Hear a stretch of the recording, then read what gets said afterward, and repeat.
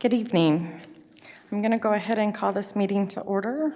Dr. Foley, roll call. President Reese, members of the board, please let the record show that all board members are present. Thank you.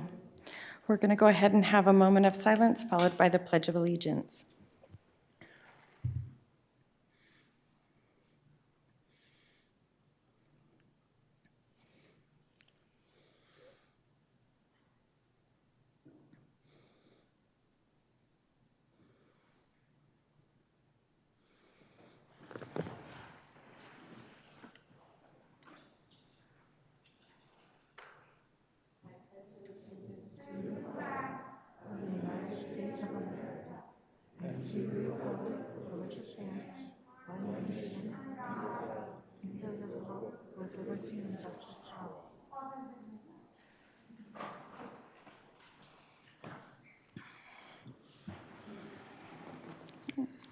We're going to go on. I move that we approve the agenda as it's presented. Second. Any questions or comments regarding the agenda? All those in favor? Aye. Aye. That motion carries 5-0. Dr. Foley, Superintendent's report. President Reese, members of the board, we begin tonight with our very favorite part of our meeting, which is the honoring and acknowledgement and celebration of our amazing students, staff, and employees and community members who make our district amazing. And tonight we have both of the high schools in the house. And so we're going to start with Higley High, and we will invite Mr. Fields up so that he can call up and recognize his points of pride and that we can celebrate and honor them tonight.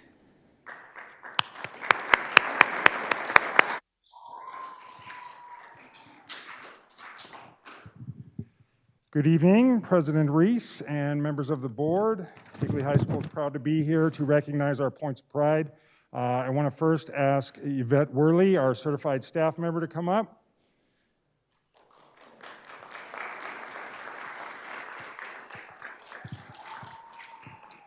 Yvette has been a foundational member of the Higley High School Math Department for many years. She's worked on geometry curriculum for the district consistently over the years and has also mentored many new teachers. Yvette has a can-do attitude and is always willing to help students be successful in her class. There are numerous times over the years when students return to her asking for a sounding board, share a personal experience, or ask for advice. The connection with students is truly wonderful to see, and it's one thing that makes Higley students' experience in high school special. Aside from doing what's good for kids, she's a team lead that reminds her teachers consistently not to stress, "I got this." She makes copies for the department, plans a week ahead, asks for ideas to improve curriculum, and checks on her teachers on a personal level. Yvette students know that she really cares about them and will do all that she can to help them succeed in math. Yvette didn't think twice about taking on an online class this year in addition to her 5 sections of in-person geometry. She never complains, but always shows up to work very hard for her students. Congratulations, Yvette.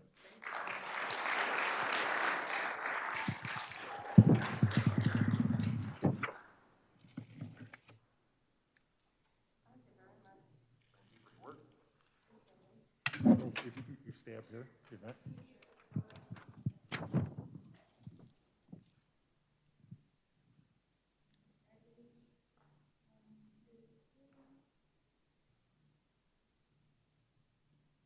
Is there anybody you brought with you that you want to recognize? My son. Can I say his name? Okay. All right. All right, next if I could have our classified staff member, Katie Davis.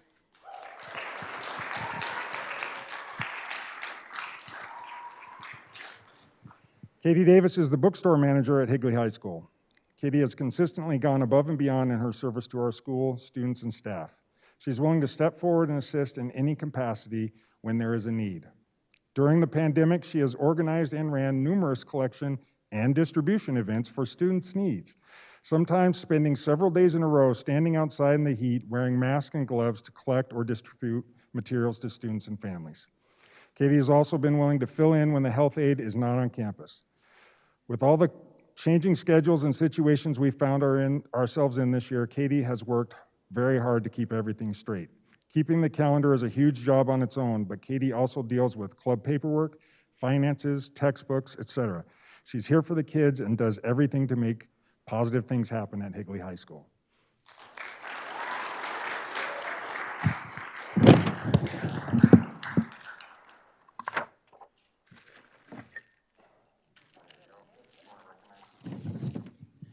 Don't get embarrassed. So my girls came with me tonight, so they're here, and then I have a few others that are online, hopefully if it's streaming watching because they couldn't make it. And of course, my girl Amy up here and all of her daughters. Thanks, Katie.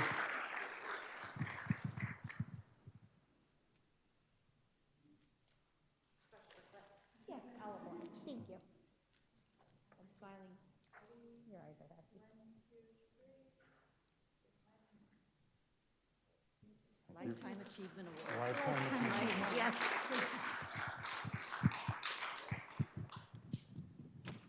Now, if I can have our student, Tia Huff, come up, please.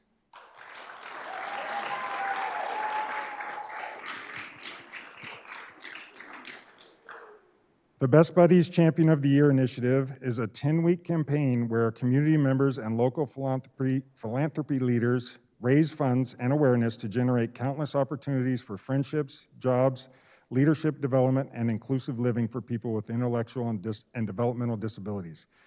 Marking the third year of the campaign in Arizona, Alicia Thomason, an education worker with strong ties to the Higley Unified School District, was paired with Tia Huff of Higley High School to vie for the title of Overall Champion of the Year. Through making videos, handing out custom-made business cards, and a deep connection formed between the two of them, Alicia and Tia generated enough support to raise nearly $34,000 to support Best Buddies programs in the state, winning the title of Arizona's next Champion of the Year, as well as setting the high mark across all champion events across the entire country and in receiving personal recognition from Best Buddies founder and CEO Anthony Kennedy Shriver. Thanks to the support and awareness raised by Tia, Best Buddies in Arizona will continue to support its current chapters as well as grow its mission of inclusion by using those funds to expand into new schools and bring more opportunities for integrated employment to the state of Arizona. Congratulations, Tia.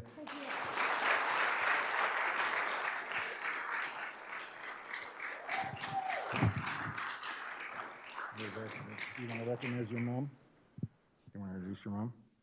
Yes. So I'm so offered to bring my mom with me tonight. Tart and Max are my brothers, and I want to thank my papa and daddy to help me stuff every day. Good night. Nice job, Tia. Hold on, let's get our picture taken.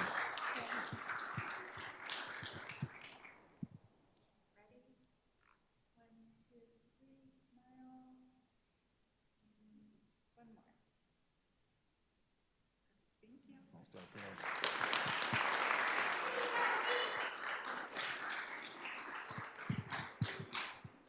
If I could have our volunteer, Brooke Garrett, come up.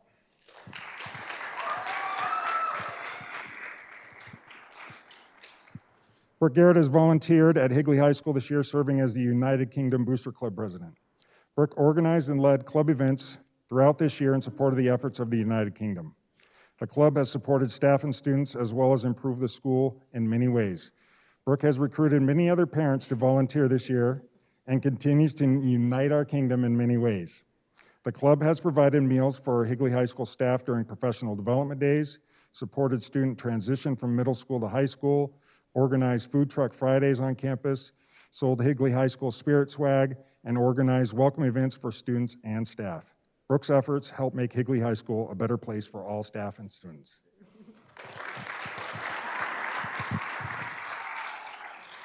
Thank you, Brooke.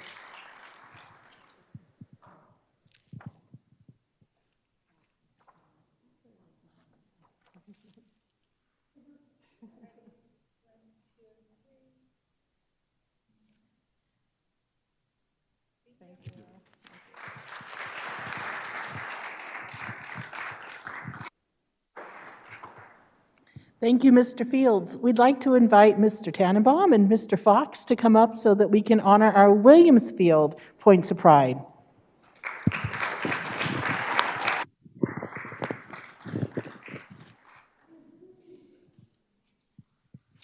Madam President, members of the board, Dr. Foley and cabinet, thank you so much for having this evening. We're excited. Mr. Fox is here to celebrate as well tonight, so we're thankful for the opportunity to be here and recognize our Points of Pride award winners tonight. Starting off with our certified staff member, Amanda Johnson. Amanda, can you come on up front?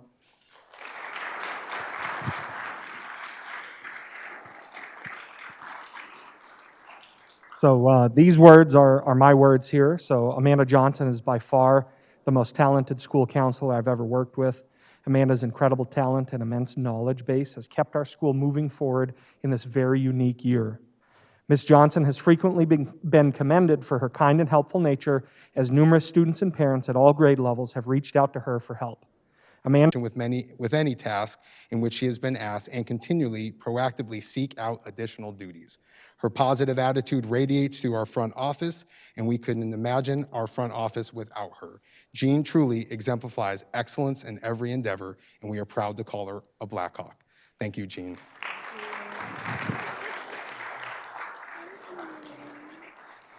Thank you.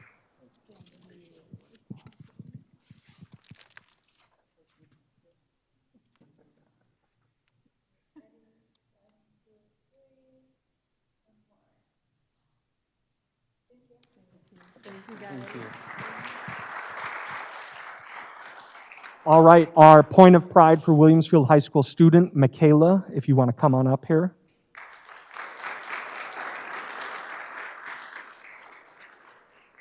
All right, so these are not my words. They're the words of Mr. Edgar or Mr. Rivera. I'm not quite sure who it is exactly here, but kind of a tag team, I'm sure, on that one. It is a genuine pleasure and honor for me to recommend Michaela Rabago as our Williamsfield point of pride.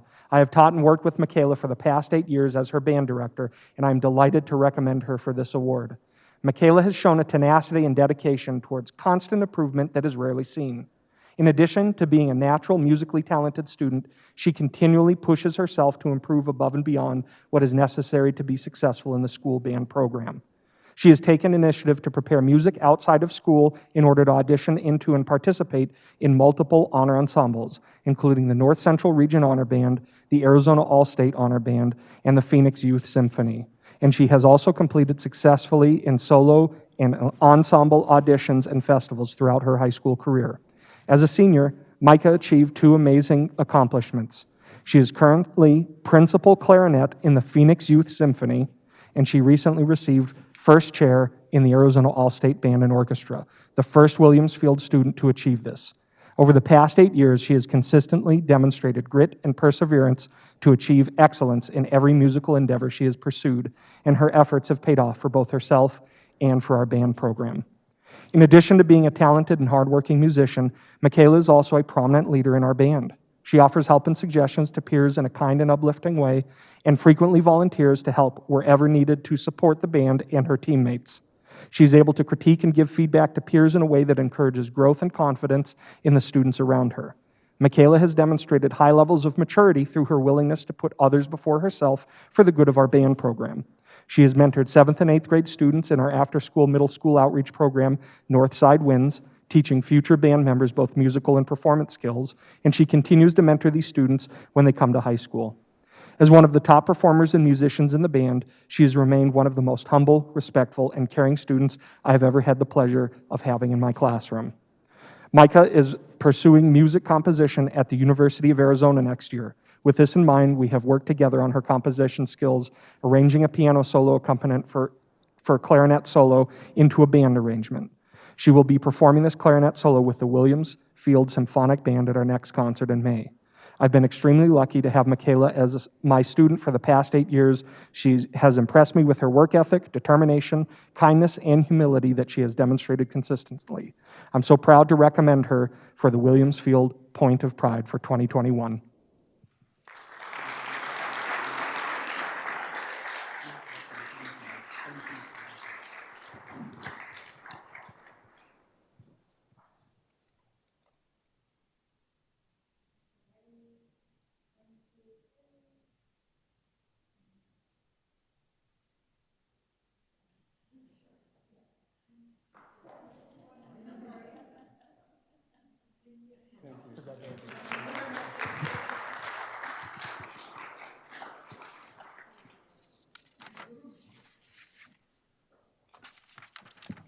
For our volunteer, Mr. Travis Smith, come on up, please.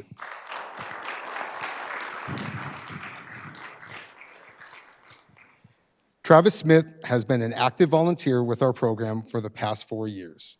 Travis is very organized, a strong communicator, and Travis seeks to see the big picture and plan strategically for the future. He actively seeks out issues and helps to find ways to address them. Travis was an integral part of the development, coordination, and implementation of the COVID procedures, which allowed our students to practice in a safe environment. He is currently in his 3rd year as the president of our Black Hawk Band Booster. Travis has done extensive research into the best practices from the top booster organizations in the country and started a band booster networking organization here in Arizona. Thank you, sir.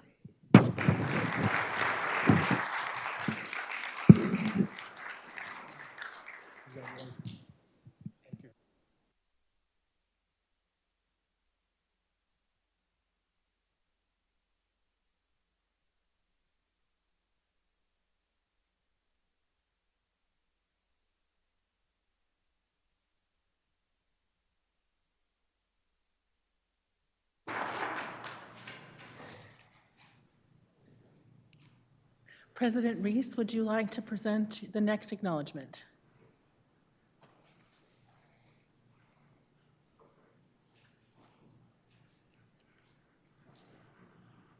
All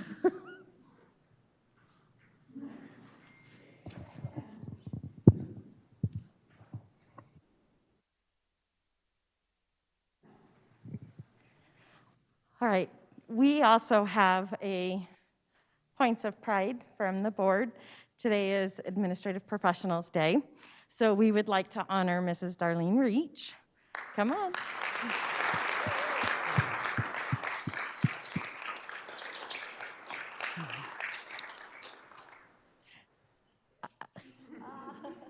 I don't know if you guys understand exactly what Mrs. Reach does. She takes care of 6 people plus.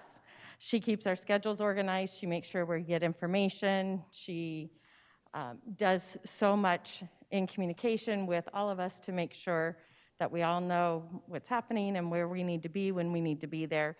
We could not do this without her. So we want to say thank you for everything you do.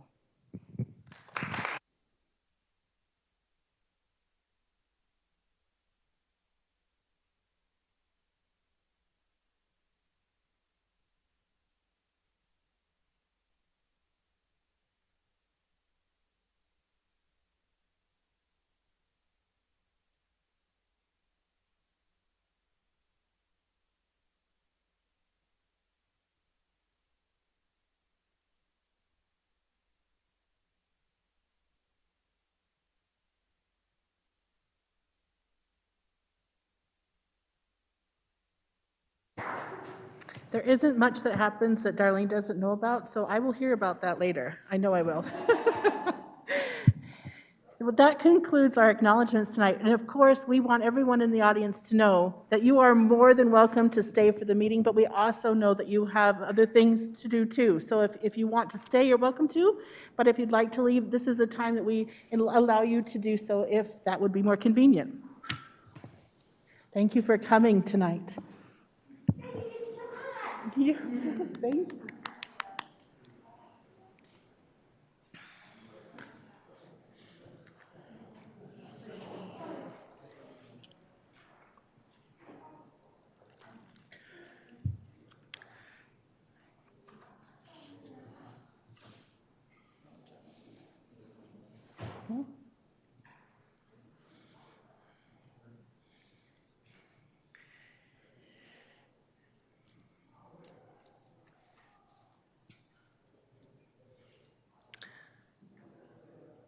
President Reese, members of the board, we have some important upcoming events that I want us to highlight.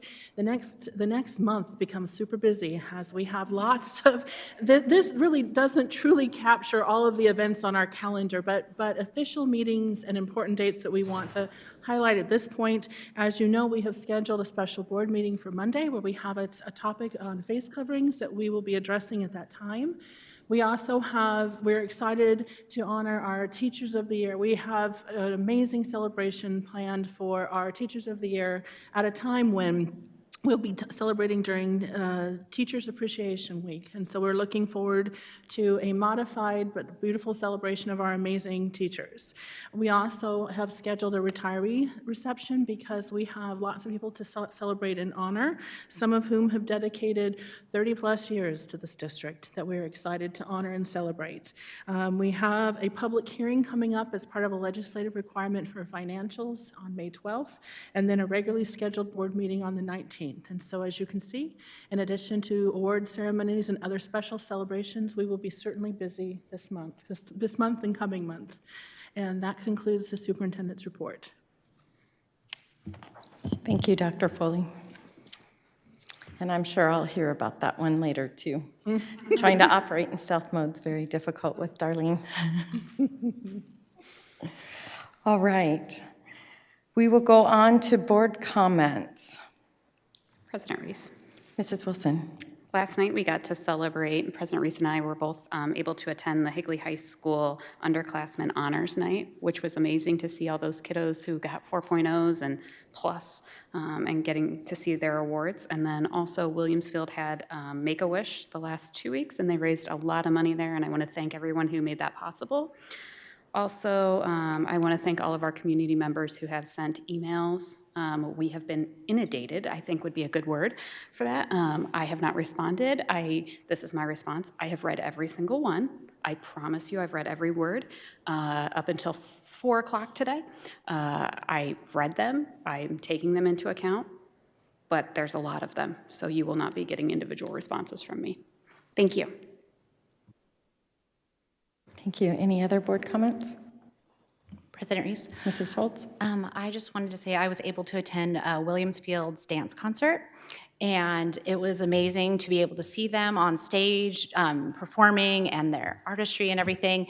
And it was just great that they sold out with their capacity that they were allowed. So they had 600 and they had 600 people in attendance, and it was beautiful and they were all amazing. And so kudos to them. And I am also reading all of your emails as well and going through everything and taking all of your comments and wishes into consideration. Thank President you. Reese, Mrs. I'll just Taylor? say ditto on the emails. Thank you. Yes, I believe we're all receiving them. We're reading them. When we have our meeting on Monday, definitely the information we are getting from our community will come into play. As our cabinet's still gathering information, and we'll have a recommendation come Monday. So yes, we are receiving them, we are reading them. They will come into play on Monday's board meeting. Is there any other board comments? I'll just add, I just want to say thank you for emailing, and thank you for giving us insight and perspective that we wouldn't have otherwise. And again, I want to apologize. Like everybody else, I started responding and then I couldn't keep up. And I want to say it publicly that I am reading them, I am taking them to heart, and you all bring attention to details that I didn't know about, and so I appreciate you taking the time to share, sometimes very personal information, and I really appreciate it. Thank you. Perfect. Thank you. All right, then we will go on for our request to speak. We value input from our constituents. This time has been set aside for anyone from the audience who wishes to address the board. Please remember, this is not an appropriate venue to evaluate, discuss, or criticize district personnel. Policy KEB provides a process for complaints about personnel. Speakers should be aware that false statements about individuals may result in civil liabilities. Members of the board may not discuss items that are not specifically identified on the agenda.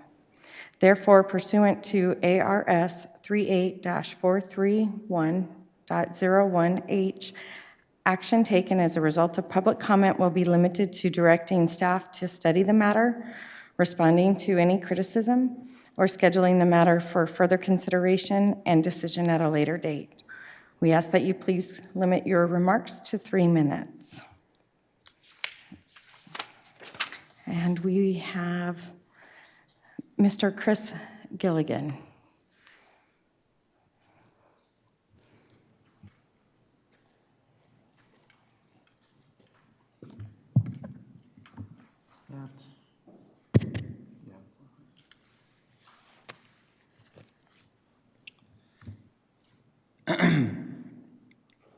Madam President, members of the governing board, Dr. Foley, and members of the cabinet.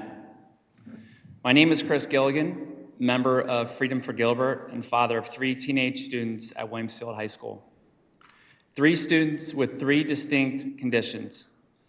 Conditions that add a layer of challenge and difficulty to their having to abide by the face covering policy that the governing board of the Higley Unified School District currently supports. Asthma, anxiety, and autism.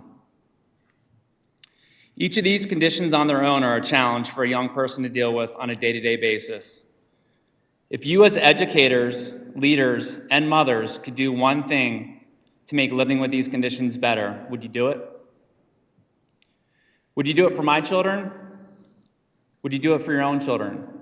Would you do it for your students? My children are a microcosm of Williamsfield High School and the Higley Unified School District as a whole.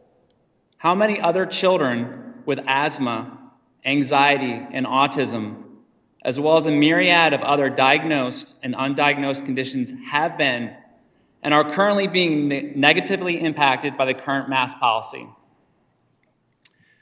We are beyond a year plus of 15 days of slow spread. We have all learned a lot since then. We've learned since then to include that masks become collectors and retainers of pathogens that the mask wearer would otherwise avoid when breathing without a mask. Despite this and the negative psychological consequences to wearing a mask as a fear-based behavioral modification, here we are, still requiring 5-year-olds and older to wear masks day in and day out. This can change. Governor Ducey has sent the signal to the school districts of Arizona to make a decision on the way forward, leaving it to localized leadership. Face coverings feed the fear narrative. Fear creates separation. Now is the time to cast out fear and end the face mask policy. I leave you with a definition of bodily integrity and a call to action. Bodily integrity is the inviolability of the physical body and emphasizes the importance of personal autonomy, self-ownership, and self-determination of human beings over their own bodies.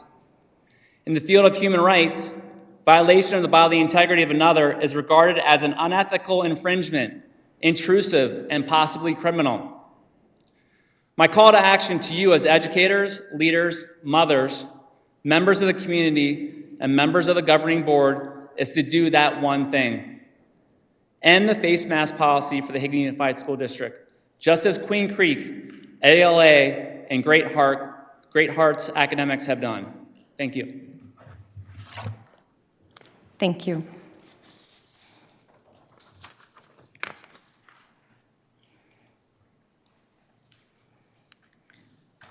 All right, we have no other requests to speak, so we will go ahead and move on to our consent agenda. All right, I move that we approve our consent agenda as it's presented. Second. Any comments or questions regarding the consent agenda? All right, all those in favor? Aye. Aye. President Reese, members of the board, I wanted to take a second to thank you for the, did you finish the motion? Did you need to say something? Because normally. No, it passed 5-0. Thank you. Thank you. I got so excited, I jumped the gun there. President Reese, members of the board, with your action and consent, you just confirmed that Mr. Dan Fox will be the next principal at Sossaman Middle School, and we are very proud and excited for that. So.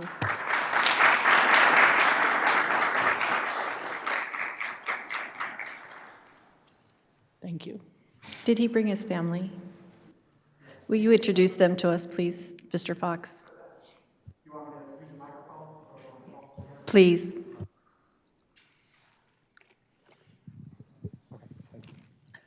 So yeah, I brought my family here with me tonight, and we are in varying states of getting ready to go do things and everything like that. But I have my wife, Evelyn Fox, my son, Zachary, my other son, Corbin, and my daughter, Marlena. So thank you, guys. Thank you very much. I'm very excited. So.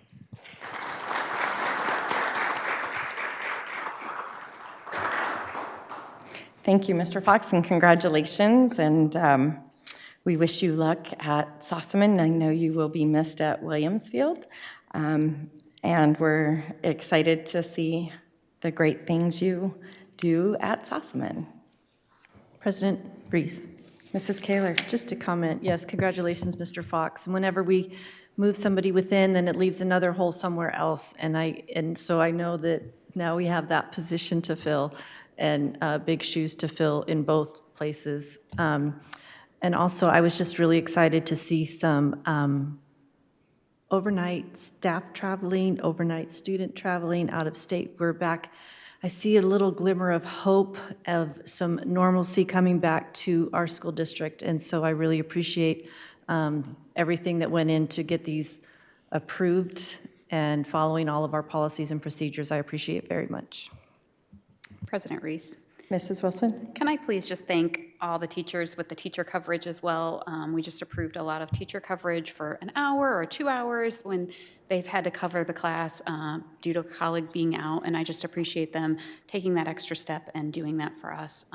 It's not a lot that we're improving money-wise, but it's a big piece for me that they did cover that when we needed them. So thank you to all those teachers.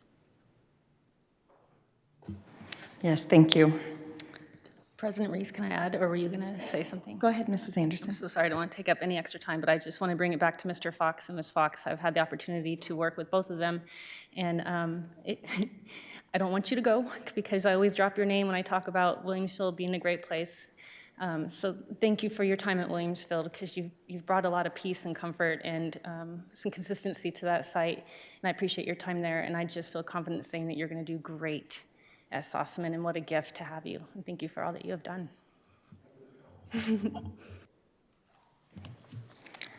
Perfect. All right. Then we will go on to our information items. We will go on to 7.1, our career and technical education update. Good evening, President Reese, board members of the board. I've been asked to come here tonight and give you an update on our career and technical education programs, and so here we go. Curtis. So currently we're offering 10 different career and technical education programs between the two high schools. They're listed here, bioscience, criminal justice, digital photography, early childhood education, engineering, film and TV production, graphic design, marketing, software development, and sports medicine. All these programs are currently, we just received news from EVIT's governing board that they were all approved for the next school year, so the 21-22 school year, that they're all in compliance and approved. So. The enrollment of our career and technical education programs over the recent years has grown by 100%. So looking at the numbers here between Higley and Williamsfield High School, back in 2014, we had about 600 students at each one of the schools. Currently, we're running just about 1,200 students at each school, and next year we're looking at moderate growth in both the campuses as well. Programs that are offering dual enrollment, this is something that I think isn't always noticed with career and technical education programs, but has been a big focus of mine over the last couple of years, is to really increase the amount of dual enrollment credits offered at our programs. So here you can see our career and technical education programs are offering 63 credits of dual enrollment. Probably most notably, there's the criminal justice program that will be offering 18 credits of dual enrollment with Chandler Gilbert Community College next year. So, but all of the programs are offering some type of dual enrollment, AP, or an industry certification. So. Speaking of industry credentials, one of my big goals when I first came here was to get each one of our programs set up to be able to have a industry or national certification for the students, as well as come up with a way to fund all of those certification exams through CTE, so that burden wasn't on our students. So here's just a list of the different credentialing programs that each one of the programs is involved in currently. With that, this spring, regardless of the pandemic and the things that we've gone through, we are certifying. We have 375 students that are sitting for certification exams. This by far exceeds any number that we've had in the past. I think our previous number was 83. So last year was probably one of our lower numbers in recent years because of the pandemic and closing down schools or going remote in the fourth quarter. But this is our rebound, and so we have 375 students currently sitting for these industry exams. Funding for CTE comes through 3 different sources. It comes through a CTED funding that is funded through the EVIT CTED. That money is paid through a property tax, and then it goes to the state, funnels through EVIT, and comes back to us. That's where the majority of our funding for our programs comes from. Since 2018, we've seen an increase of 66% in that EVIT funding. So we are currently receiving about $1.6 million a year in additional funding for the district for CTE programs. Our other 2 funding sources are the federal Perkins Grant and the state priority grant. Again, both of these numbers are up over the recent years, and the amounts are there. And then 2 years ago, the state instituted a new industrial incentive grant or credentialing grant.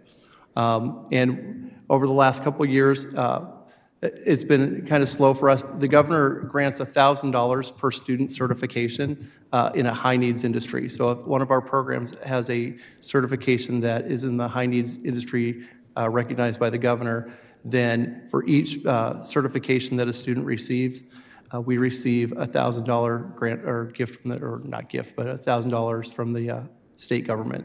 So the $5,000 is the amount that we would receive for our 2018-19 school year. Last year, we'll receive about $6,000, and you should expect that number to increase exponentially this year. Along with the funding and the enrollment growth, we also have some good news to report. Even with the pandemic, we've been able to have our students compete in some state and national events this year, and we have some students that are being recognized here for either state championship or state placement or national placement. So our criminal justice program is being announced as we speak. Our criminal investigations team has taken first place in the state, and we have also received first place in the Criminal Justice Quiz Bowl. Bioscience, we have 2 students that have qualified for nationals, Alana Dunn and Peyton Reese. I believe one of you is familiar with that person. Digital photography, our yearbook from last year actually was entered into a national contest through the Journalism Educators Association and received 10th place nationally, and 2 of their students, Emma Nelson and Lily Saba, received 3rd place national awards as well. In marketing, we have 2 students, Rex Maxwell and Nick Parrish, who have placed at the state level and are going on to compete at nationals right now in DECA. And then in film and TV, this is the very beginning of this list, but we're going to have a lot more here in the next couple of weeks. We have 4 students here, Maddie Farrell, Michaela Jones, Ethan Nuttall, and Hayden Ashton, who have all received national recognition for their work in film and TV. Can we just pause right there and see how many great students we have at Higley? Just another reward that another awards moment, to celebrate these kids that have worked so hard. So I just want to pause just for a second and thank you for that list, because that's awesome to see. Next points of pride. Some of the things that we're seeing as points of pride for this year. We have 507 students who have, over this last few days have sat for the state CTE assessment in a year where schools have not had students in person. They've been hybrid or remote. This is the largest number of students that we've had sitting for the state CTE assessments. And I was just sharing with Mr. Lotzenheiser earlier this afternoon, the results from those programs are looking really good right now. Again, the 375 students We're sitting for the national certifications. We also have 3 teachers that have either received an award or have been nominated for a teaching award this year. Herb Williams, who's the first-year criminal justice teacher over at Williamsfield High School, has been nominated for the CTE Teacher of the Year. And Casey Cook, also criminal justice over at Williamsfield High School, or at Higley High School, has been nominated for new CTE Teacher of the Year. And then Ms. Kellen Escato is the marketing teacher at Higley High School, has actually received the DECA Rising Star Award. So very proud of that. Some of the future opportunities that we have in CTE to help grow the programs and also grow CTE here in the Higley District is looking at an alignment of the middle school exploratory programs with the high school pathways to kind of create a purposeful pathway or continuation of programs from middle school up through post-secondary. It's something that some districts around us have looked at and have set up those exploratory programs, and it's something that I will be very excited to sit down with Mr. Fox and Mr. Varner over at Cooley and talk with them about those opportunities moving forward. Back in the day, we used to have a signature CTE program at Williamsfield and a signature CTE program at Higley High School. At Higley High School, it was the engineering program, and at Williamsfield, it was the biotech program. We invested some capital, resources, and treasure into having those programs be signatures for each of the campuses. And along came the opportunity to get a great engineering teacher. When Mr. Tannenbaum came along, he brought an engineering teacher with him. And so we introduced engineering at Williamsfield High School. And both those programs are doing really, really well. But it kind of took away that signature program that Higley had. And so I've been in discussions with Mr. Fields and Ms. Johnson about potentially adding a signature program back to the Higley High School campus. And the discussions we've had early have been about maybe offering a possible medical program, a certified nursing assistant, medical assistant, or maybe a one-of-a-kind program and creating it for the state called a patient care technician, which is a position at the hospitals, which is kind of a hybrid of a CNA and a phlebotomy tech. So the other opportunities, continue strengthening our industry and post-secondary partnerships to build our reputation and support for our programs through our advisory boards, and then continuing our focus on program outcomes, those certifications and licensures. So at this time, next, if there are any questions, I am open to I think you covered a lot. We have some great programs and good opportunities for our students, and we appreciate that, and seeing them continue to grow more certifications and competing nationally is great to see for sure. And that goes out to our CTE teachers who put the time and effort in beyond the classroom time, because those CTE programs require a lot more than just the classroom time. So we definitely, appreciate the time and effort they put in, and we're seeing that. So that's so exciting. President Reese? Mrs. Kaler? It probably won't be in my tenure, but culinary. I would love a culinary program on our campuses, and I'd love to come try the food when it's done. No, but it's done. You've done a phenomenal job with our programs and boosting them and getting those kids enrolled and staying and taking those certifications and the tests and getting those college credits. It's been a huge, huge growth spurt in our district, so well done. President Reese, Member Kaler, thank you. Again, it goes to testament, as Ms. Reese said, to the caliber of our teachers and their relationships with those students and building that passion in those students for the programs that they teach. President Reese, members of the board, absolutely, Mr. Pearson talks about our caliber of our amazing teachers and administration, but we'd also like to thank Mr. Pearson for the work that he's done and really truly building and growing these programs for us to highlight and celebrate, and we look forward to bringing more updates of excellence to you in the future. Well done. This is exciting. And I love the takeaway of purposeful pathways. Is that, oh, fantastic. Thank you for doing that. Thank you all. All right, thank you. Then we will go on to 7.2, our district medical premium and voluntary product insurance update. Ms. Martins? Good evening, President Reese, members of the board, my fellow colleagues, as well as our HUSD community. I'm here to give our yearly update as it relates to our medical premiums as well as our voluntary products. So I just have one slide. I'll give it just a second.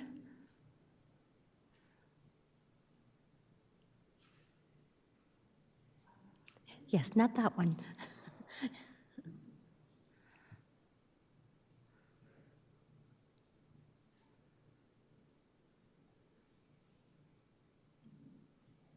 Thank you, Curtis. So each year, as all individuals know, we sit here and we await what we are going to get in terms of our premium increase.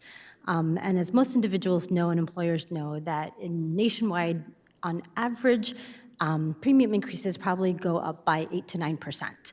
Some years in my tenure at Higley, we have actually hit that, if not hit that a little bit more, and it's all based on experience.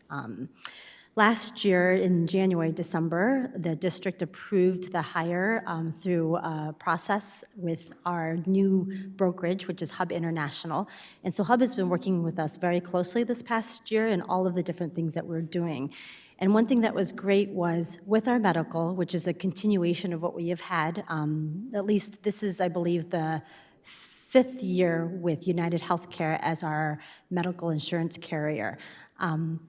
Hub International worked with us, and initially we received an 8.6 premium increase. And when we looked at our experience, we get quarterly reports and monthly reports in terms of our experience of our 4 plans. It was trending in that direction.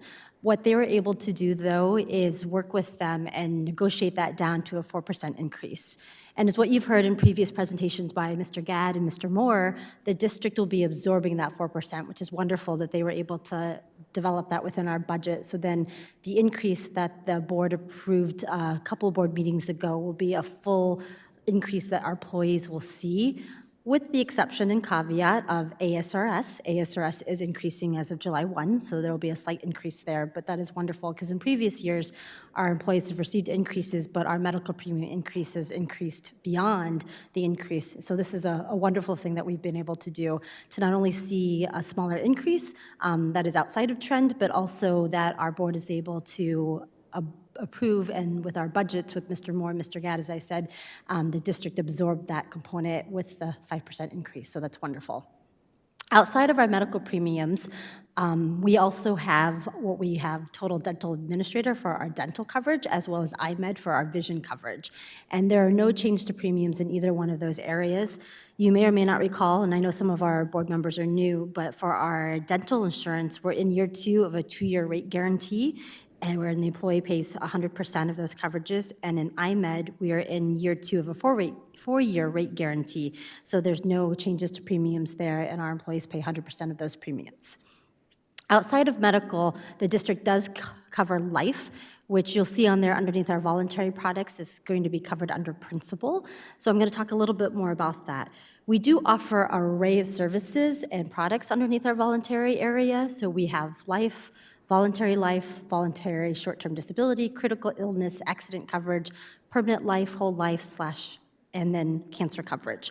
So prior to this year, coming up July 1 with an effective date, those products have been covered underneath Ward Services and Trustmark. Ward Services was essentially what I would call a mini broker, and that's what we utilize for our voluntary products.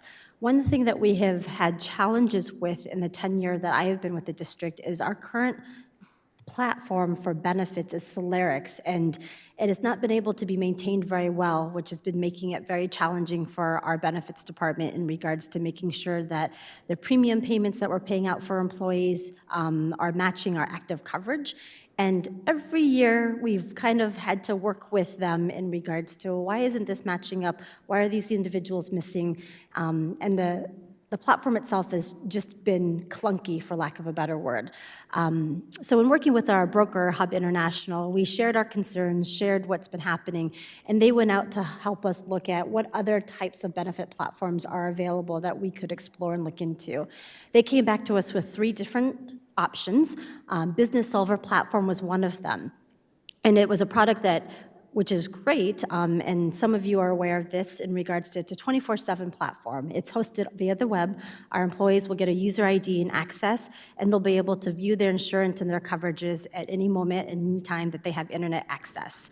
In addition to that, any changes of benefits, whether it's a life event to where they're adding somebody or dropping somebody, they'll be able to go in and upload documents as well as add that.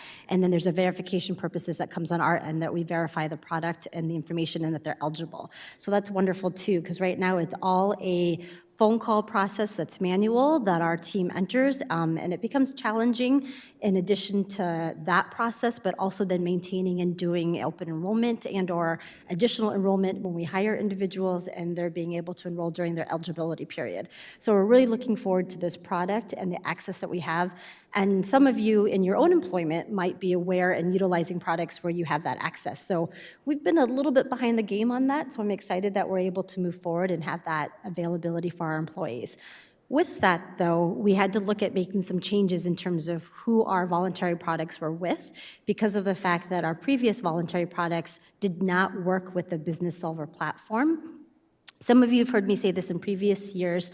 In addition to the concerns and challenges that we've had with the platform, we've also had some challenges in relation to some of those voluntary products in terms of the enrollment of that, as well as the correct information, both to the vendor as well as what's being relayed back to human resources and our employees. And so it was a time for us to really assess our voluntary products too. And again, we got a variety of quotes that came back to us from various carriers, MetLife, Aflac, some of the more popular ones, Reliant Standard. And when we took a look at all of them and what worked with the platform and what we're matching in terms of plan offerings for our employees as well as cost, we looked at Principal, Bankers, and Guardian, and those were all programs and what we had that resembled either a premium cost similar, if not less, with similar benefits in which our employees were already getting and anticipating. So we're looking at open enrollment in May, which is traditionally what we have done in the past during my tenure here at the district. And we're currently in the process of implementing Business Solver platform, which is wonderful. The human resources team, specifically the benefits team, have been working hard with getting our data. And going back to kind of that data, you know, the term garbage in, garbage out. So we've had some challenges in terms of getting even the correct data over to Principal and working with Business Solver, but we're working on that and we're working really hard. So it's going to be a change for employees, but I think a welcome change and an exciting change. So if there are no questions, or I'll entertain any questions. President Reese. I love the fact that it's all online and at the employees' fingertips. Today alone, my own husband's company has always been online, but there's a part of our insurance that is not, and it's only by phone that I can talk to somebody, and it's always a 45-minute, hour phone call. And our staff, our teachers, we don't have time for that today to be on hold. So I love this platform, and I'm so glad that you are moving us in a very positive and 2020-ish direction. So thank you for that. Thank you, Ms. Kaler. There will be some aspects of potentially needing to call customer service, but for the most part, you know, everything is, you know, at your fingertips via the web, which is wonderful. I appreciate you guys looking into the whole picture so that it's beneficial for everybody. I'm sorry for not getting this question to you previously. So there's no change to premiums, but the coverage stays the same, co-pays, there's no change in like doctors or anything like that that usually kind of hits home. So for our medical insurance, that is correct. So we've not changed anything. For medical insurance, there is a premium increase. However, as I said, the district is absorbing that increase. So for our voluntary products, they're, in terms of what the employee pays for those premiums, that is correct. They're either going to be the same or they're going to be less. So with the voluntary products, there isn't so much a doctor as it is a policy, and depending on that policy and what they've chose, you know, they get paid out. For example, short-term disability. If an individual meets that qualifying factor of short-term disability and they're determined that they're disabled, then they receive the money monthly based on whatever election that they chose.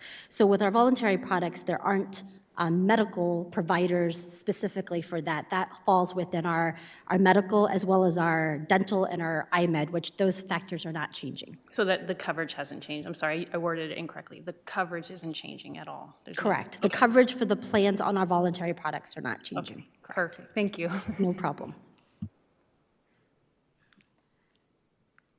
Any other questions? Perfect. Thank you. And thank you for noting that in the past, we've been able to give our staff increases, and unfortunately, the increase in insurance and everything else has been larger than what they have received. So I'm glad that we were able to find that. Mr. Gadd helped with trying to make sure that we had that available to cover those increases, so thank you. All right, we're going to go on then to 7.3, our human resources, the quarterly educational services report. Good evening again, President Reese, members of the board, my colleagues, and the Higley community. So this is purely an update, something that we started this year. We currently work and vendor out our district subs, which include what we call rescue subs, which is very new, new to us this year. So each site, because of COVID, we implemented what ESI actually termed rescue sub, where we have permanent subs on each site. At our high schools, we have 3, our middle schools, we have 2, our elementaries, we have 1, and they're there and available if there's ever an incident or a situation in which we aren't having sub coverage or don't have enough sub coverage. They're able to help anywhere they can and be put into a classroom as needed. So in terms of our costing, back in August, the district governing board, approved approximately a $1.2 million costing to cover these areas of substitutes, rescue subs, as well as our aides, which fall into our paraprofessional area. As of the end of third quarter, we have paid out $540,000, just over that, with a total remaining of $722,000. So that's where we're lying right now. We will say that we've had a little bit of a roller coaster year when it comes to absences. At times we've had some heavy absences and it's been a little difficult right now, and I hope I'm not jinxing myself as Dr. Foley has commented about a couple of things this week. We are steady and we haven't had a lot of absences, so we're hoping that will continue as we have, I think we counted approximately 26 instructional days left. So hopefully we'll end on a high. Perfect, thank you. Anyone have any questions? Great, thank you. So we will go on then to 7.4, which is our quarterly special education day school report. Ms. Miller. Yes, President Reese, members of the board. Attached, you will find the report for the third quarter spending to date of our private day schools. Back in August, we had approved a budget of $2.5 million to cover Ms. the Miller, cost. can I interrupt real quick? I'm so sorry. Can you just for a moment, since we have 2 new board members, can you just give a high overview of what it is that we're looking at? Absolutely. Thank you, sorry. So the list of schools that you see there are the schools that the district utilizes to provide services to some of our special education students that have needs that we are unable to meet on our sites. They're a little bit more severe. The goal is always for these students to go there, receive the skills necessary to then return back to our campuses and reintegrate back into our programs. The number has steadily gone down over the years. We have been extremely blessed to bring in an EDP to our campuses that is able to kind of keep our kids close by, which has been extremely beneficial. But we still do have the need for some students to attend some of these state-approved private day schools. They are tuition-based and based on service. So some of those students that go there, we just pay tuition. Some of them we're also paying for related services, such as OT, PT, speech, outside counseling, things like that. Originally, the goal was to continue to have that number drop. But as we've started these programs on our different campuses, we didn't want to overwhelm them as we were getting our feet underneath us. So we've been very deliberate in how we place those students over the last 3 years. Any questions on the purpose of those schools? You'll see schools fall off of this. There are several more private day schools in the state. We only list the ones that we are currently utilizing. So these are our regulars for right now.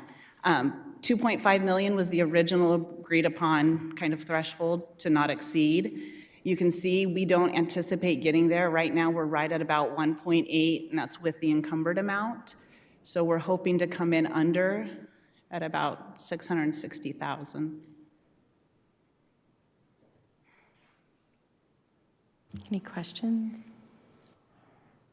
Your team has done a fabulous job on providing services within our district, and like you said, there's so many benefits of keeping them close by if we can.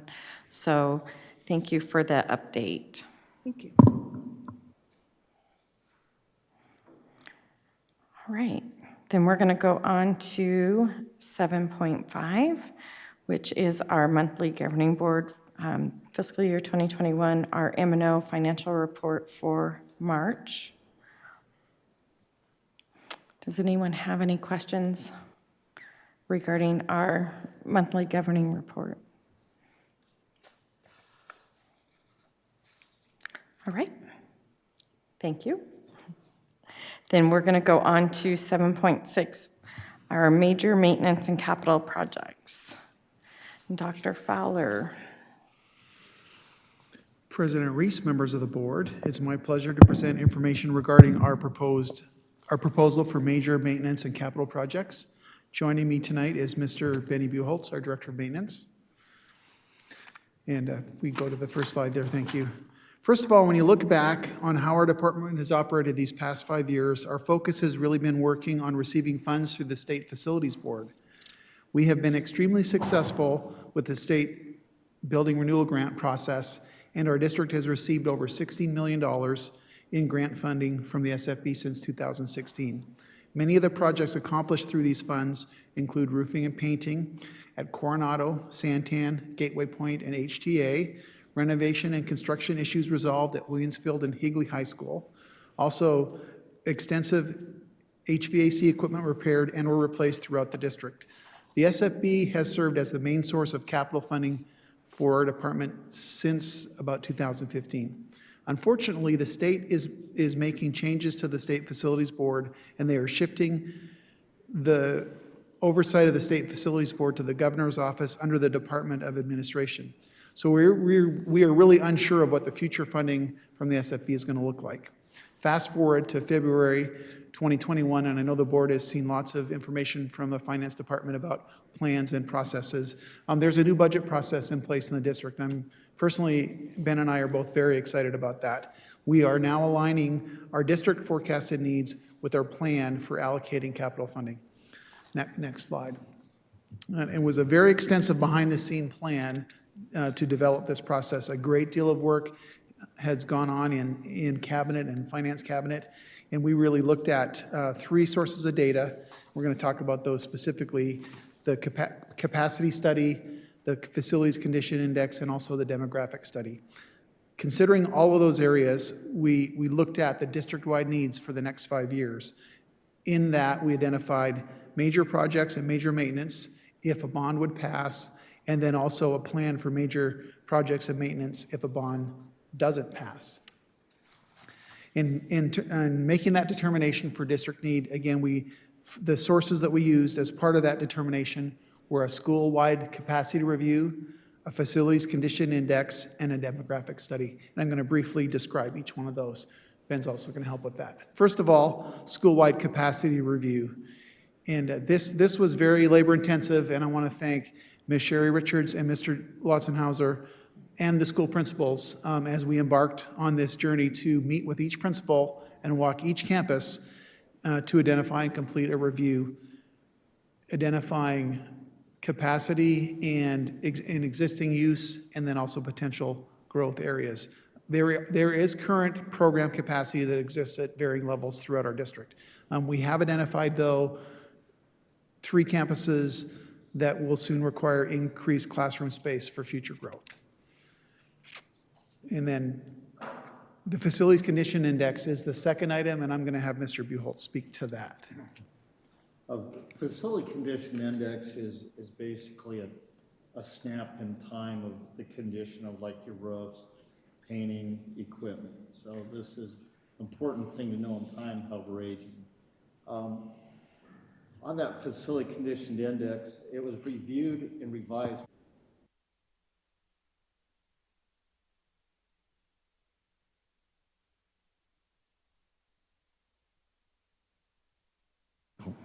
Sorry, thanks, Mom.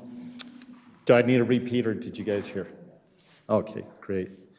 They all had good things to say about the condition of our facilities, and their feedback was helpful in completing the district's Facility Condition Index. There was also a report confirming a 5-year projection of district needs in 5 areas. One is technology, safety and security, transportation, new school construction and addition of buildings, and site and building improvements. Next slide. The facility condition plan also has a $1.5 million of capital that has already been identified in the regular budget meeting that was presented on April 7th. Major maintenance, major project identification here are additional items that will be identified. And this 5-year proposal to address the major maintenance and major projects would only be possible to address these if new bond dollars are received. Next slide. Capital plan for 21-22 under major maintenance, $1.75 million have been allocated for the 21-22 year. They were identified as the following: repaired the district marquee, parking lot repairs for Centennial, Higley High, Williamsfield, Gateway, Cortina Power, and district office, lighting upgrades, which are way out of date in the Performing Arts Center at Higley, drywall maintenance. What are drywells? Drywells are how we take water that comes from the rain off the streets, and a drywall actually perks it back into the aquifers. So we do maintain those. We have a couple that need some heavier maintenance. Warehouse and maintenance, roof repairs. A new chiller at Higley High, where we have one that, chiller number 2, that's in bad condition that we're keeping alive until the summer. So window replacements and engineering for building and HVAC upgrades district-wide. Thank you, Mr. Buchholz. The third and final area is the demographic study. And those on the board that were here prior to COVID, and it seems like years and years ago, but it wasn't probably that long ago. Mr. Bramer was here and presented information about our demographics. But because of COVID, we had him come back or for me, update some of that information. And so I'm just going to provide a few highlights of that demographic study for you, and that impact kind of some of our planning. First is the new residential construction, and the projections show an increase of 5,440 total housing units by the year 25-26. He's also indicated a positive enrollment trend and projected growth of district enrollment to increase by over 2,000 students by 25-26. Breaking that down specifically, that's 1,000 elementary students and 500 middle school and 500 high school students. Based on these demographics, some schools will be in need of potential classroom space, and that really is hitting us in the north part of our district, and that's where we're seeing that. Potentially high school space as well, which is a little bit harder to predict, partly because our high schools are so close together and with open enrollment, depending on where those students land. Some additional highlights, the next slide, in the updated demographic study. First was the housing projection, just specifically a total of 6,300 new housing units, which equate to 5,300 new households, will actually take our district attendance boundary, the 24 square miles, to just over 100,000 people over the next 10 years, just in our attendance area. That population per household is expected to decline slightly as our population ages. However, it's likely that it'll remain above the 2.6 per household average. Next slide.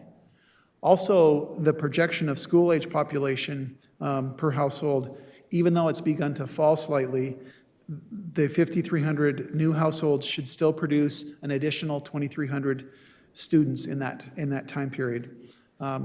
Mr. Brammer also is predicting about an increase of over 200 students, and he's calling it the bounce back, or I don't know if he's coined the term yet, COVID bounce back, but expecting, students, about 800 students next year in that bounce back. Then anticipating that we get back to our enrollment trend and ratio that we've seen over the last number of years, and about an additional 1,400 students between 2023 and this projection year of 2030. Next slide.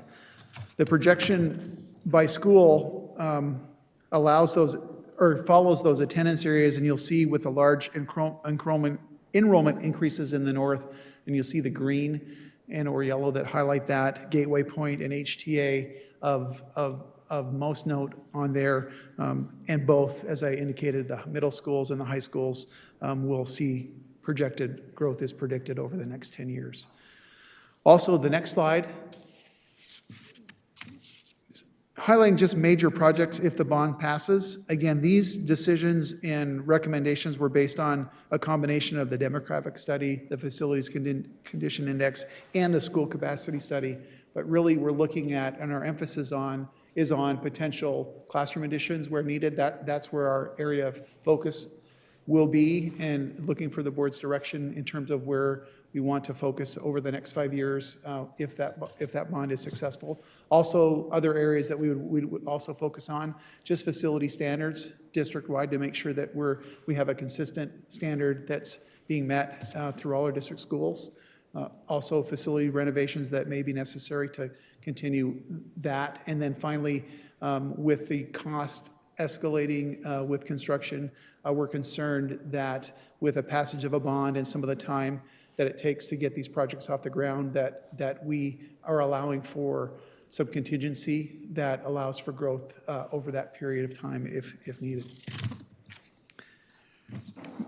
Under major projects, just to highlight some examples of major maintenance, just like the amount that was approved already for 2021-22 that Mr. Buchholz showed, this is an example that takes us out over the next 6 years. So this year is already accounted for, and this would be 22-23 on. Again, the same categories: dry wells, flooring, grounds, HVAC, exterior painting, parking lot, roofing, lighting, all of the areas that really we would focus on major maintenance. And based on our anticipated needs on our demographic study, the facility condition index, and the school capacity, this is what we are anticipating. The next slide. And the major projects, this would be with a successful bond passage. Again, our focus would be on classroom additions, and that's expansion of existing buildings for growth if needed during the next 5 years. Facility standards, again, making sure that our buildings there's equity across the district. Renovations where needed, either upgrading and or renovations or remodeling. And then again, that contingency that I spoke to previously. And then finally, just our plan if there's no bond, there'd be no major capital projects, although because of the new budget process that we've alluded to, there is a plan for our basic maintenance like we've allowed for each year, so that would continue that annual process. Also, any other major maintenance, we would continue still to pursue the State Facilities Board, and with that process being unknown, though it's hard to say for sure the amount of success. We know we have a pretty high bar from the last 5 years to achieve, but that would be kind of our source for addressing that without a bond. And at this time, we'll answer any questions. President Reese. Dr. Feller, do you know how many classrooms are available in those growth pain points, I guess we could call them, the schools that you outlined, Williamsfield, Higley High School, HTA, and Gateway, I think. Yes, yeah. Do you know how many available classrooms there are? Yes, I have that information. I can Could you send that to us in the include that in a superintendent's? status report for sure. Yeah, that would be Yes. great. Thank you. Yeah. Whatever happened with the shaded coverings that have the solar cells on them? Is that an option? Was that a program from the past? Is that something that we can get funded through SRP or any other things? Was that like a? We are currently under a lease agreement for solar at Chaparral and the Transportation Department. The best way I can describe it is initially the district had a very poor lease, a bad lease that got renegotiated back in about 2015. And so we went from a really poor lease to just a bad deal. So we continue to use that and work our best through it at this point in time. I mean, we're certainly being good stewards of the environment. Financially, it hasn't turned out to be the best process, but so that's in place. Based on our experience with it, though, I would not recommend that venture. Part of it is when you're one of the first districts to experience something like that, sometimes you kind of go in front and you don't know everything. Sure. I wasn't here when it happened. I know Mr. Buchholz was here. One of the things that we're working, though, with the state is we requested a roofing upgrade at Chaparral, and we're actually, part of our process with the state is they'd have to remove the solar panels in order to redo the roof, and so we're working on that whole process and the feasibility of putting those back on, and so there's some logistics related to that, but we'll certainly keep the board in the loop as that process unfolds. Oh, I was hoping to roll in some shaded parking for the teachers and was hoping that program would work. Well, did work. it's certainly the shading parking has been a benefit. I think at transportation immensely too, with all of our buses being able to park in the shade. So that's certainly been an added benefit at both of those campuses. I don't know that the cost of the solar program, though, was worth that benefit, but. Okay, and then my next question, are the baseball fields over at Higley High, or are they in any of these for as far as grounds or anything? We have, with a successful passage of the bond, there is an opportunity to address, a number of things that as a board we determine, that we would determine would be important, but we have not been specific about anything at this point, because sometimes those things change as well. So I know that we'll work with the sites to identify those as we move forward. Thank you. Yes. Any other questions? All right, thank you. All right, we will go on to 7.7, which is the review of the governing board self-evaluation instrument. The governing board and cabinet met on April 10th, and we had a great retreat, I believe, and part of our obligation is to do an annual self-evaluation for the governing board. And the current instrument was not very conducive to actually covering items that the governing board can control, fix, respond to. And so we were talking about our new self-evaluation instrument during that retreat. And there was lots of conversation and suggestions, and Mrs. Reach captured those, updated it. Dr. Foley, what am I missing here? President Reese, members of the board, thank you. Darlene Reach took the comments and feedback and discussion that you had about your instrument and highlighted in yellow some of those additions. And so you'll see the words, some of the words you added or sentences that you were suggesting. There was some in yellow as you slide down. Curtis, if you could roll down the there we go. You'll see where any changes were made from the document you reviewed at our retreat on that Saturday, or additions that were made. And I guess at this time, if you had comments, questions, did we miss anything? Do you like the additions? Where's the feedback from you at this point on, did we capture everything you wanted for your tool? President Reese. Mrs. Kaler?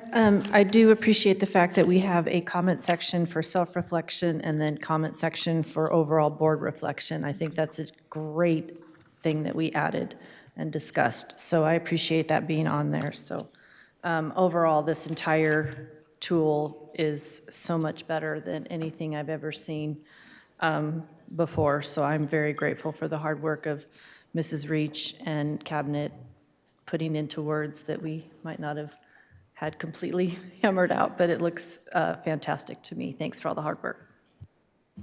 Thank you. And part of this was the intent of any assessment instrument is improvement, feedback, reflection, and our previous instrument did not give us that. So it was important to identify what role the governing board plays and what our responsibilities are, and keep that separate while it's in here.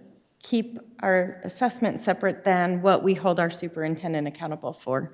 There was, in our previous tool, there was a lot of areas that we were to evaluate, which were not within our realm of board members, but it is for our superintendent, and it was important to capture what we can do, what we can control, what we can fix, and get feedback, and then what we hold our superintendent accountable for. So I appreciate everyone's input and time and effort in our retreat and discussing this and participating so we can make it our own, make sure it helps for us to be able to do improvement feedback with each other individually as well as a board. So I really like what has come out of this. Anyone else, based on the changes and updates that we asked for, there is 2 separate tools. One will be the tool we use for the self-evaluation, and as Mrs. Kaler pointed out, comments for both self-reflection and overall board reflection. And then we have a self-assessment score sheet that can help as we're going through to determine each of those areas, the overall rating for the standard. It can help. If you just notice that there's only 1 0, did not feel it was necessary to put both 2 zeros, because never and unsure would both qualify as that value. So, Mrs. Reese, too, I believe that takes out our 3.5s and our 4.2. I mean, we were grasping at some points in our previous tool as to where did we land on a certain assessment guideline or standard. So I, again, appreciate the overall rating and having that number probably be not a point something. and as board members, we understand this is a self-assessment instrument. This is what we are required to do for board members. There was discussion at some point to be able, once we get used to this tool, to potentially be able to roll it out to some additional groups for additional feedback, to help participate in an assessment process of the governing board. At this time, it will remain the self-assessment, as that's what we are required to do as we continue to use this tool. And see what works, see what doesn't work, make any adjustments that hopefully over time that we'll be able to spread that out a little bit further, get more feedback. As mentioned, based on our emails, we do get feedback, and sometimes it's a topic and sometimes it's personal. So we do still get feedback, but hopefully we'll be able to, in the future, have a actual tool for additional groups to be able to use to help provide feedback and reflection. I'll add on to the thank yous. Thank you for the half Saturday. Thank you for everybody contributing and the previous board for getting this going, knowing that it needed a lot of work and getting us to this point, and the staff as well, and cabinet members and administration. I'm looking forward to moving forward and developing a good way to use it. We'll gather data, we'll self-evaluate, but it's like a teacher. Do we pull small groups? Are we going to reteach? Like, what are we going to do after that? So I'm looking forward to using this to grow and become better. So thank you, everybody. I agree. What good is an assessment if we're not going to use it to grow and to change and to move forward? So I'm looking forward to that and to be able to do that and evaluate and move forward as a board. So thank you. Yes, exactly. Our previous tool did not give us the information, data, and ability to do that. So we are too excited to be able to grow individually as board members and collectively as a board. So, any other questions regarding the governing board self-evaluation instrument? All right. Then, Dr. Foley, we will move on to 7.8, which is the governing board initiatives for the 2021-2022 school year. Just a quick note on our initiatives. Annually, we have our retreat like we did, and the board helps set initiatives for the next school year. It was amazing to be able to have a group of people, our cabinet was there, to be able to participate and full discussion. As our cabinet and administration is responsible for meeting those initiatives. So it was nice to bring back the people who are responsible for meeting those initiatives to help participate in creating the initiatives for the next year. So with that, Dr. Foley, I will turn it over to you to present those. Thank you, President Reese, members of the board. We too were very pleased about our retreat and the conversations that we were able to have. And one of the things that came out of that meeting on that Saturday was for us to, from the words we talked about there, come back to you with those 4 initiatives. So Cabinet and myself and Darlene worked on wordsmithing these. Of course, we are available to modify these. We are formulating them with you so that we can be sure we're all on the same page. But this is the work that we came away with from the conversation we had. And we have structured this similarly to our presentation on that day when we were looking at our initiatives for this year. So I'm going to start with kind of doing a little overview of what we think those initiatives will look like for this year on this first slide, and then I'll walk through each of the 4 initiatives with what we anticipate the work products would look like, sound like, rhyme with when we bring these to you, when you read about them in status, when you see them as artifacts and evidence of our progress toward these throughout the year. We felt it was really important for us to make sure that this aligns with the essential work that we know that has been done and needs to be done. You've heard us talking about a theme of processes and procedures and working together to address unique opportunities for our team and to ensure some consistency throughout our system. And you'll see some of that reflected in in our initiatives here. So overall, the 4 that we identified from our conversation, and again, we are open to wordsmithing or clarifying if you believe that we should, was the idea of updating and refining our strategic plan for the 22 through 27 school years.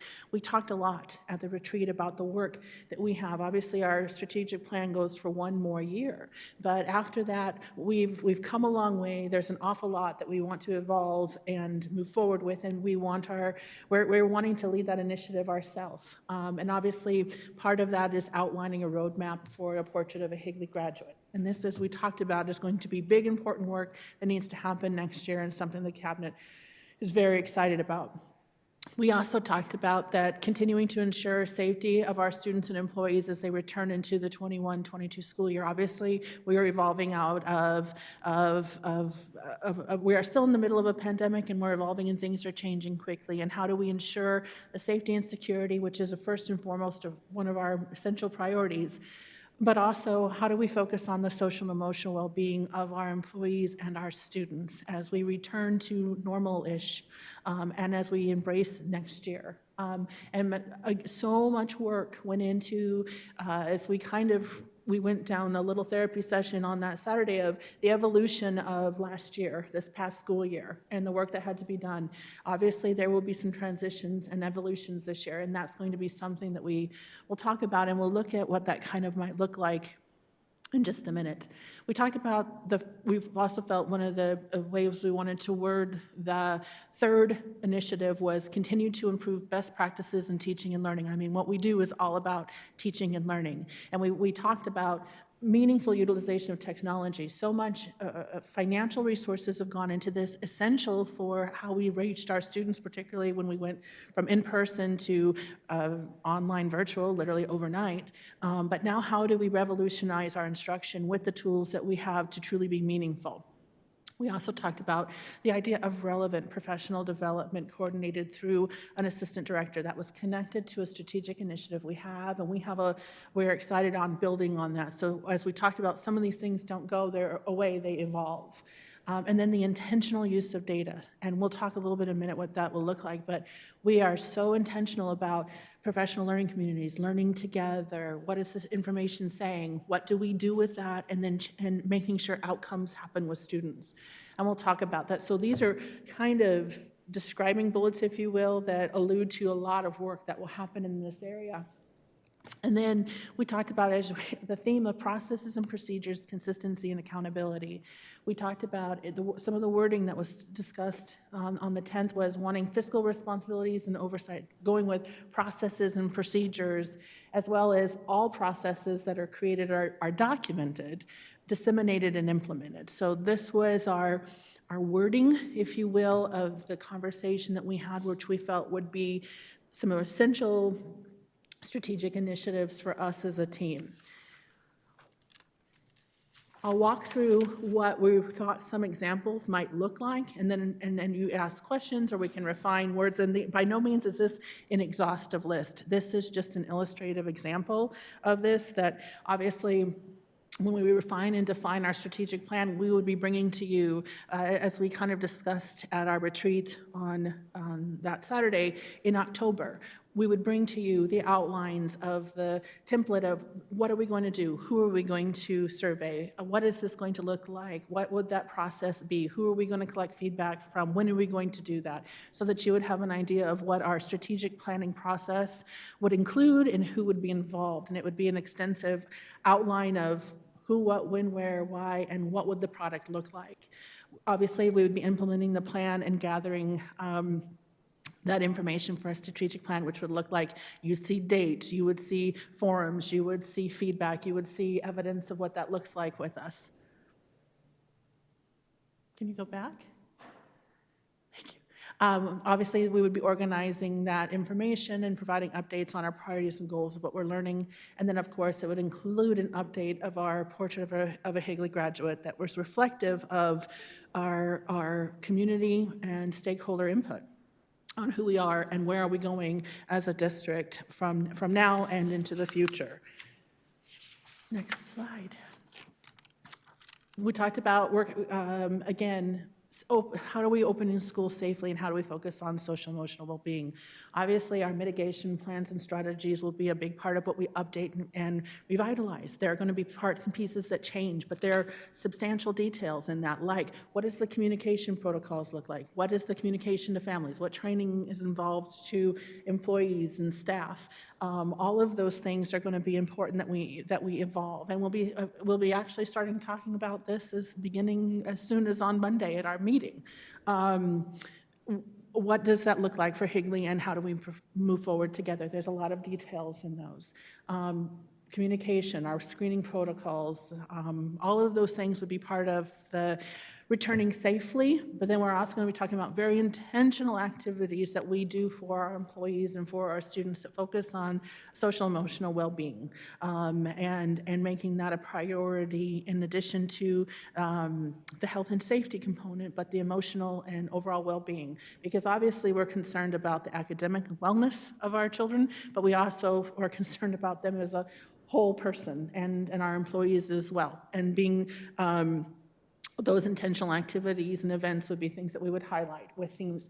We think it's very important that we would work with our administration to help us define what does that look like, how will we implement that, so that there's some consistency, but there is also some ability for customization at each site for the needs of our so that there is overall support, but then individualization, so that, you know, again, one size does not fit all. And we think that that'll be important, and you'd see evidence of us working with our administrative team on that, for that initiative. The next one.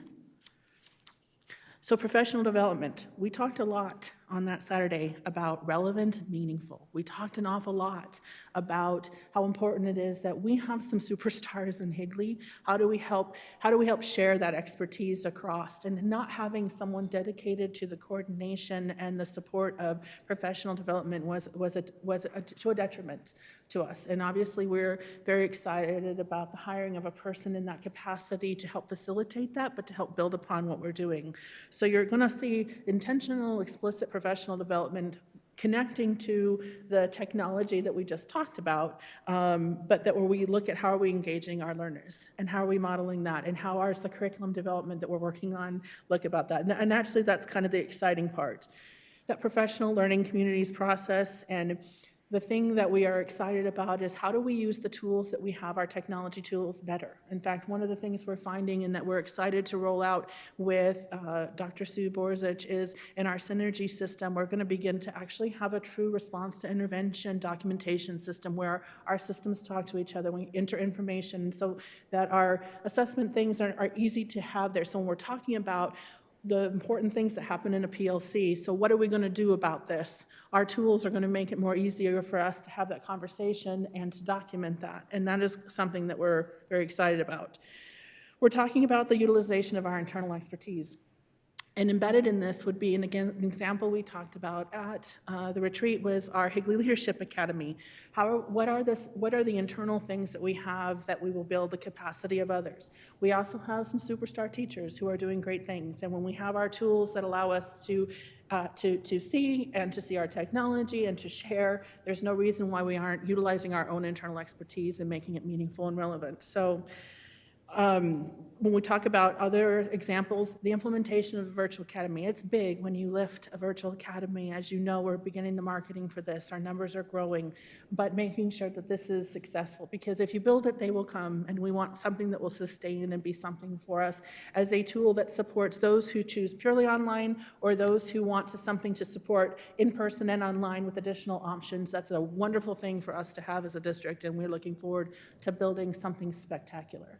And then obviously our continued use of Canvas as a learning management system. There are some things that happened emergency-wise as we responded to how do we go from not having these tools to having these tools, but now how do we keep sustaining and utilizing those tools more effectively? And so these are some examples of things that you would see of evidence toward that when we say, what does this look like? What could you see? And again, these are not exhaustive, but just some illustrative examples. And then our other one is, let's talk about those processes and procedures. One of the things that keeps coming up and is we need some consistency in those processes. We're going to be creating an administrator handbook. We realize that we are writing all of these processes, from simple things to a donation form to consistent practices that are related to our policies, that need to be in one place in one space, and they need to be online. And so we're going to be creating that, and it's going to be something that we continue to build to and add to. But this is one of those things when you talk about transcending or living beyond an individual. These are the kind of institutional artifacts that are beyond essential, and we are going to have that. And we're going to be building that, and we're going to have that because processes and procedures protect our employees when they know what to do and how to do it, and we do it right. And what's exciting is that when we build it, we're going to build it with them so that they're a part of creating it, and that's another piece we're excited about. That would include things like our updated emergency plans, our protocols, our essential procedures. What do we do when emergency situations happen, so that, again, it's not who you're going to call, or what if they don't answer the phone, or now what? We need to have these in place, because it's when you need them, when you need them, you need them. Dr. Foley, I appreciate this administrator handbook so much, because I have heard of previous employees leaving and saying, well, I left them a file on their computer. And I thought, oh dear. So I really appreciate an administrator handbook of sorts, definitely. Thank you. And again, we're talking about when we have some policies that include some regulations. Those regulations need to be written down. We may need to modify a couple of our regulations that say, and this is how we do it, and why we do it that way. So, and again, the other thing, and Tyler, again, was helping us looking at this. One of the things that when we talk about the fiscal oversight, he's aligned, and again, you've seen more detail in budget than you've ever seen before. We're aligning those department site budgets with organizational charts, in which we hold those administrators over those budgets accountable. We provide specific training in, and that they understand how they do that. All of that is part of that administrative handbook. But that alignment of district budgets and oversights is no small thing. And that's a new thing that we're doing, and is, again, an evidence and artifact of what that will look like for that initiative of the important work that we need to do. So with that kind of gives you a thought of what we were thinking when we thought of these initiatives. Please, at this point, let us know your thoughts, feedback, wordsmithing thoughts. Well, you've taken on a lot, for sure. Creating the administrator handbook, aligning the departments and site budgets when we're putting budgets back out to the sites and giving them control over what they need with budgets, and that takes time. It takes man-hours. It's not going to happen in a year, because you just can't. There's too much. And so I appreciate what you have come out with, and that we can see moving towards this is happening. We're starting to build this. This is here. And like you said, it's evidence that for the board to see that we are making progress. So I think that, I know for me, this is even more robust than I expected coming out of our retreat, that you've put a lot more detail and evidence. So I appreciate that for sure. This is an exhaustive list. I mean, this is just even the word strategic plan alone is huge. So there's big words in here that we know what falls underneath those big words too. So I'm very impressed from what we discussed on our retreat, the things that you have come up with. So well done. And the importance of the buy-in, that we had people there who are going to be responsible for doing these items, and for taking on creating or refining. We don't need to recreate. We have a strategic plan. But Ms. Richards and Mr. Lotzenheiser, redefining and moving our strategic plan forward for another 5 years. Thank you. So you were voluntold for that. But we appreciate it. I know you're excited. Anything that anyone else wants to add to our 2021-2022 initiatives? Great, perfect. Thank you. With that, then we will go on to our action items, which is 8.1. Sorry, I gotta get back there.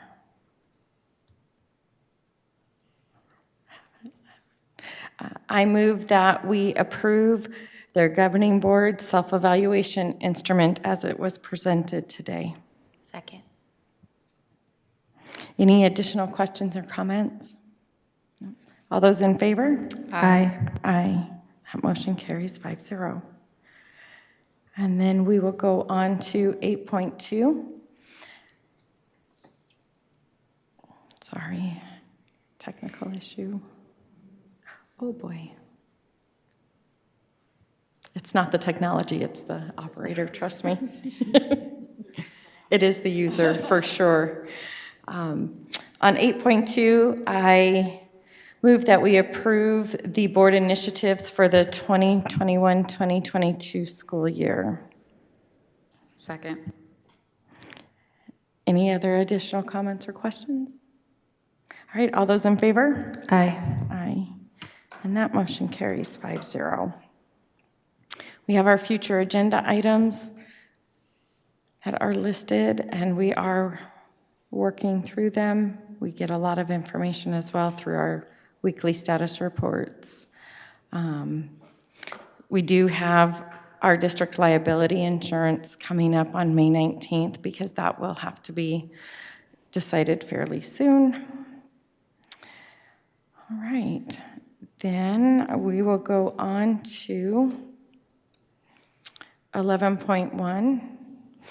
And I move that the governing board convene an executive session for discussion and consultation for legal advice with the governing board's attorney pursuant to ARS 38-431.03A7. Second. I tried. All right. All those in favor? Aye. Aye. We will go to executive session now.